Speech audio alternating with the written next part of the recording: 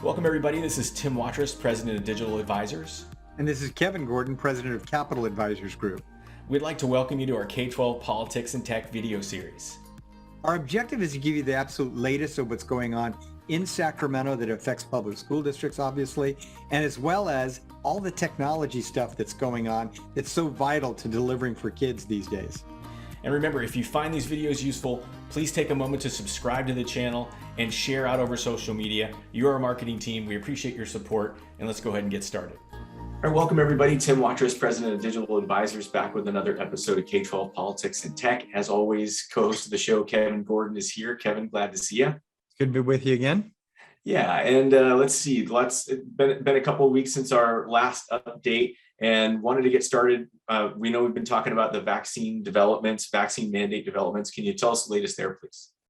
Yeah, so big news, starting last week, but you can't hear enough of this. People are out there wanting clarifications, that sort of thing. So the two major developments were that Senator Richard Pan, a Democrat from Sacramento, a pediatrician, who had authored the legislation a few years back requiring basically, mandated vaccinations for all kids without a personal belief exemption. You wouldn't even be able to get that. And that does apply to a variety, almost 10 different vaccinations that are required at the moment, was going to add a COVID vaccination to that list and of course, get rid of the personal belief exemption.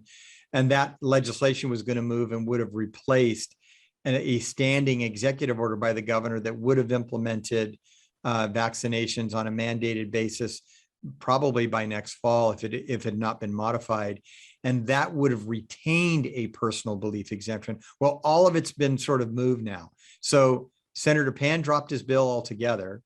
And then the California Department of Public Health announced that because the Food and Drug Administration have not done full use authorization on the vaccination for the entire grade span that will obviously be coming to school, and it doesn't look like it's likely really soon, that instead of sort of cluttering up the politics of everything this summer and fall, that they would only be activating it once we get that full use authorization going forward in time for the 23-24 school year. So nothing happening in 22-23 this fall at all.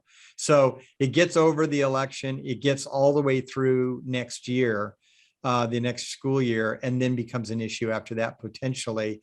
Obviously, the politics could change even further at that point as sort of the history of COVID either declines, which my suspicion is by then it will be, hopefully just a distant memory. Again, we don't know what's going on with some of these other variants, but by then, the political incentive or the political imperative for them doing something at that point will be pretty much gone, I suspect. Let's hope.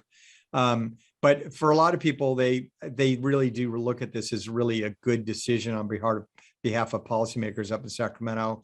The legislature is, sort of backing away from this kind of a mandate, particularly removing that personal belief exemption. This is a different vaccine. We've got decades of experience on the other vaccinations and science to back up what those side effects and everything's still unknown with regard to what's going on with regard to COVID. There's plenty of support out there publicly to move forward the vaccine, but in pockets all over the state there isn't, and in schools have been caught in the middle. So it's kind of a reprieve from being involved with all of this COVID politics. So we get past 22-23, and that's probably a really good thing. Well, thanks, Kevin. Yeah, I agree. Hopefully by that time, it will be a distant memory. I think everybody is really kind of looking forward to moving beyond the state that we've been in. So thanks for the update there, and good news for sure. So wanted to talk about an issue that's been a major source of stress for a lot of you out there in the education space and many industries, and that is staffing shortages and particularly teacher shortages. There was a survey that came out through COSN that talks about basically teachers' happiness with the technology in the school district and the technology they have access to teach the students, how happy they are with that technology, directly correlating to their happiness with their job and if they're willing to stay or go. So that's an interesting thought as an education leader. You've got these one-time funds you need to invest. you're probably competing for the teachers that are out there trying to retain talent or attract talent. And you may not have thought about trying to really enhance that technology in the classroom because we were really trying to get people working from home. But if you can double down on those efforts to improve your infrastructure and your classroom technology, you'll see a direct impact on being able to attract some talent and retain the talent that you have. And it's just an interesting correlation to think about a creative way to approach relieving some of the challenges that you're facing with those teacher shortages. So we'll put a little link to that survey and some of the data that they found. But just as a leader, keep that in mind because it is something you're probably struggling with. And it might just be some new gear that makes someone feel a little bit better about their job and want to stay or perhaps come work for your district. Probably good to know, and you'll use as many of those little tips and tricks as you can to help sort of to get through this challenging time. So with that in mind, Kevin, I want to talk about the Small Rural Schools program. There's been some really good news there. Can you fill us in on that, please? Yeah. Now, the Secure Rural Schools program that does impact small and rural schools all across the country is something that has been spotty sometimes in Congress about whether or not we can get them to reauthorize from, every few years.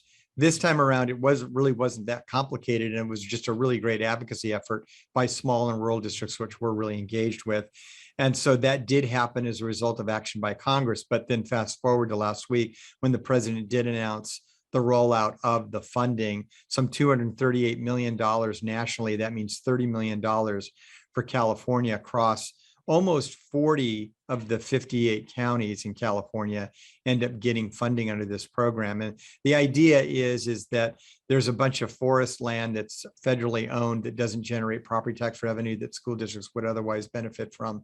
Taking that out of the mix means that districts are on the hook financially in a way that should be compensated, and the feds do that through that Secure Rural Schools funding program. So the president's putting that through. Our LEAs are going to be able to expect to get the resources for the different kinds of purposes that program funds, and that's all definitely good news. So I wanted to make sure that we brought that up. Excellent news. Yeah, it has big implications for many of our smalls, and we're feeling for you, especially in these times. So that's good to know. Also, Kevin, on the early childhood ed front, there's a specialist credential information coming out. Can you fill us in on that, please? Right. So obviously, as we work toward a universal TK, universal pre-K, even access being debated in the legislature, the Commission on Teacher Credentialing is working sort of at a fever pitch on the idea of that specialist credential in ECE. And it was interesting because it was on the agenda for what was the first in-person meeting of CTC last week in more than 2 years. And at that meeting, there were questions about when does this package get adopted? It's out for comment right now. It's got different components to it, the whole package of work that's being done on the specialist credential, including, what are the areas that a teacher who has this credential can teach in? What are the characteristics of what we expect these teachers, what's a sort of indicative of what would be success as we define it? What do we expect them to know and be able to do, credential holders? What's involved with professional development? A number of different things are part of this package that CTC is trying to initiate. And one of the things they indicated at the commission meeting is no, they were not there to get adoption of a credential or what was happening, but they had many months to go, while they're also under the gun to get something done quick because districts are going to have to implement this as they go into next year. So there's a lot of interesting interactions with regard to pressure on the system, but they're really trying to work on idea of a broad array of pathways into getting this credentials for existing credential holders, the teachers that are out there, to get the specialist credential and bring new people into teaching in early education. So a lot's going on. I know that there's a survey that they've just put out that I believe that they want back by the 26th. So you might pay attention to that. I think we can provide a link to that. They really want folks in your districts who have some level of experience. I think if you go to the link, it'll tell you the criteria of levels of experience that they're looking for opinions as they develop what they're working on. And so they want people who've worked in early education, a number of different sort of criteria of experience that they're soliciting surveys from. They're not interested in getting surveys from people that know nothing about early education, have a lot of opinions and no experience. They want people with actual experience. So we'll put that in there. They continue to work on that. It's a high priority that they do need to get done. All right, well, thanks for filling this in. And yeah, we'll have that link in the notes and under the video here on YouTube as well. So wanted to talk about school meals. We've been talking about this practically every show for the last few shows since the feds announced that they weren't going to continue that school meals program. Can you give us the latest there? Right. So I mentioned just briefly, because we just found out about it right before we went to broadcast. The last time, Tim, you and I were on together, that Senator Debbie Stabenow of Michigan had decided that even though nothing was going to happen on this, there was going to be an expiration of the waivers we had to do universal feeding of all kids all across the country. And it was not wrapped into that sort of financial package, that $1.5 trillion financial package that congressional leaders and the president had agreed upon. It was one of the left outs. And as you guys might remember, Mitch McConnell was not interested in having it be part of the package. He actually did appropriately criticize, the other side of the aisle, that they had never asked for it. I think a lot of assumptions were made, but nonetheless, it did get left out. So what Senator Stabenow is doing is trying to attach this to the very current debate that's literally happening last week and this week, all around the idea of a stopgap funding measure relative to COVID mitigation. There's money that still needs to be allocated for those purposes.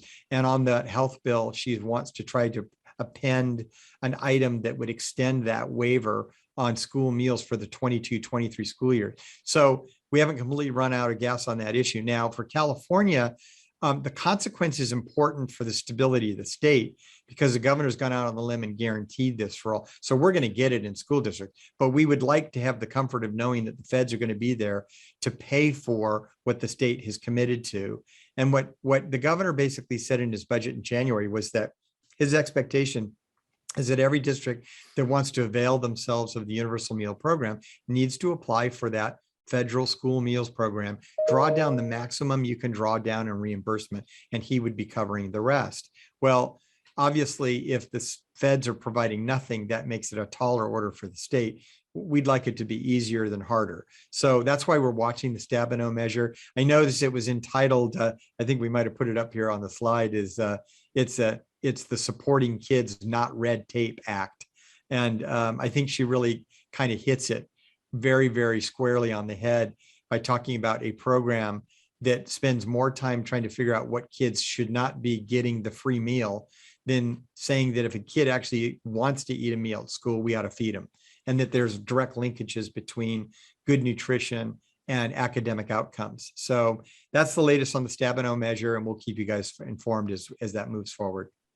Thanks, Kevin. And yeah, we'll keep everyone updated on that, certainly. And I wanted to talk about something that we've been talking about on the show since the beginning of our broadcast, excuse me, and that is supply chain issues. Since the beginning of the pandemic, supply chains have been a big deal. Everyone was like trying to turn over rocks to find laptops in the beginning of the pandemic. And now this is impacting everyone, from chips in cars to the devices you want to buy for your classroom and your students. As you know, as a government agency, you have to spend the dollars within your fiscal year, or you lose them. And this is a major issue, because you might have had something on order that was supposed to show up 3 months ago. It hasn't yet. And you're looking down the road saying, I don't know if I'm going to actually get that stuff in this year, and you might lose that money. This is a major issue. Our friends at Cisco have been trying to do some advocacy work back in DC, with a lot of other manufacturers who are feeling this pain as well, because they're counting on delivering those goods when they're here, but that may not hit this fiscal year. But Kevin, can you talk about some of the efforts that are going on back in DC that are trying to garner support for extending perhaps some of these deadlines? Yeah, I mean, so the link that you're sort of highlighting there, which would give every viewer here a look at what the industry, TechNet, is calibrating is what are the supply chain issues that we know are going to be out there. Help you determine whether or not that's going to be a problem for you and what you're doing on procurement. To the degree that you communicate that back to us and or communicate it to your member of Congress or legislators, that there are very real supply chain issues as it relates to the spending deadlines that we have for whether it's state or federal money, we need to articulate that. And there are, Tim, very real conversations going on about pushing back some of the spending deadlines. Now, obviously, we don't want to relax and not get the things spent that we need to get spent on the deadlines we have, but it is possible that we will see an extension. The big national associations that represent education, AASA and others, are pushing really hard on this issue, and it's starting to get a little bit of traction. This TechNet sort of information is going to help us feed the push for extending those deadlines. Okay, well, I'm sure if you're a school district in some aspect of your operation, there's probably something that's suffering from the supply chain. And as Kevin said, we've advocated for you to squeak the wheel in some cases, and I believe this one also really is justified by asking you to reach out to a local legislator, like you said, or perhaps one of your large associations, and let them know. You can let capital advisors perhaps know what you're suffering with, how this is impacting you, because all those stories make a difference in extending possibly those deadlines and try to help provide some relief there. So with that, Kevin, I just want to say we talked about the May Revise budget workshops that Capital Advisors is offering. Those are wonderful free events hosted by our County Office of Education.